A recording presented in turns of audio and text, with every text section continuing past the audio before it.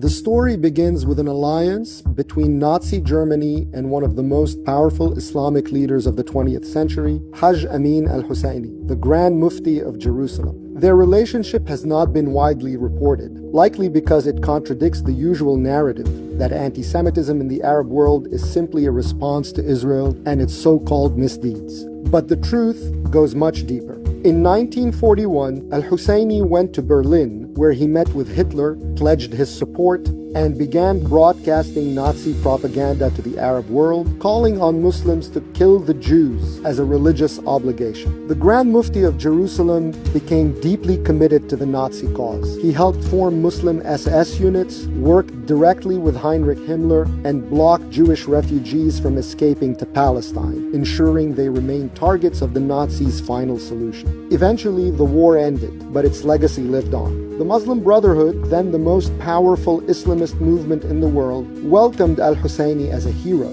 Its founder, Hassan al-Banna, called him a miracle of a man who kept the Nazi mission alive.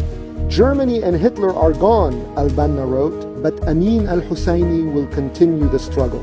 Al-Husseini brought Nazi ideology back to the Middle East, where it took root in not only the Muslim Brotherhood, but also the PLO and Hamas. His Jew hatred was absorbed by Palestinian nationalism, repackaged as resistance by a society that honored him for his crimes. Al-Husseini insisted on the wars in 1947 and 1948 in order to prevent Israel's establishment, fanning the flames that would make rejecting Israel's existence a core principle of Arab politics from that time forward. In other words, the foundational story of modern Palestinian politics was written by a Nazi collaborator. American liberals, Zionist leaders, even The Nation magazine were well aware of Al-Husseini's visceral hatred for Jews, Judaism, and the Zionist project. They called for him to be tried for war crimes. But the US, Britain, and France, eager to maintain Arab support in the early Cold War, refused. He returned to Cairo a free man, where he was hailed as a leader and never held accountable.